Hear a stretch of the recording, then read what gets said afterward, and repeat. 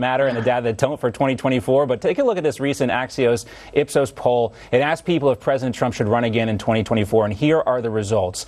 92% of Trump supporters said yes. 41% of traditional Republicans said yes. So when you look at these numbers, I mean, you can look at this as Trump supporters and establishment Republicans or whatever you say here. But where is, the center of gravity as we look ahead to 2024? And, McConnell obviously looking at this very closely. And what does it also tell us about impeachment?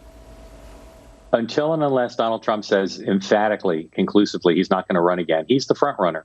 If he chooses to run, he's got far more support within the party than anybody else. Now, Mitch McConnell, some other establishment Republicans, word is they don't want to see Donald Trump on the ballot, and that part of what impeachment in the Senate might be about is to not only convict the president, but to pass with a majority, something that would bar him from holding public office again.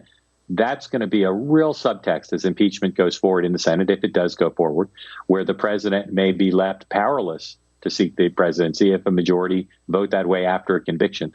Overall, you look at the other 20, 30 people who are mentioned as potential candidates, you can pick and choose and find some strengths and from all of them in terms of their issue positions, their candidate skills, even their support among certain constituencies. But I don't think there's anybody who could claim even double-digit support right now. And that means the president, while diminished because of the events of the last few weeks, including his loss and what happened on January 6th, is still the king of the hill when it comes to the Republican Party in general and 2024. Which is why Mitch McConnell's moves on the impeachment are so curious, because it's almost like as if he is trying to put Republicans in two groups, those that back President Trump and those that don't, and get that out of the way as far away from the 2024 primary as possible. There's no doubt that is a strong sense within the Republican Party, not just on Capitol Hill, but around the country. And Mitch McConnell is taking a risk here. The old expression, if you try to kill the king, you must kill the king. Mm-hmm. And McConnell right now is basically poised potentially to say to the Republican Party, we don't want Donald Trump around anymore. We don't just want to convict him. We want to bar him from holding public office.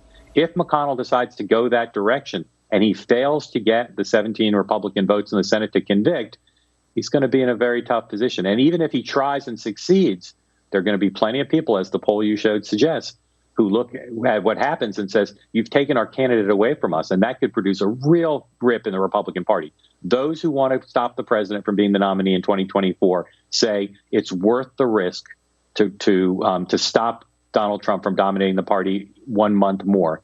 There are plenty of people who don't feel that way, and it's going to be one of the real subtexts of impeachment in the Senate as it goes forward. And not just impeachment, but every single communication between the pack of potentials. And I was specifically by an exchange between South Dakota Governor Kristi Noem and Nikki Haley, the former UN ambassador. Both women, both look very interested in White House runs here. And it all started with Haley tweeting out a nice feel-good MLK story about a food pantry for needy kids run by a Texas Christian charity. Right? Who could object here? But Governor Noem tweeted back with a quote from Milton Friedman saying there's no such thing as a free lunch. Boom.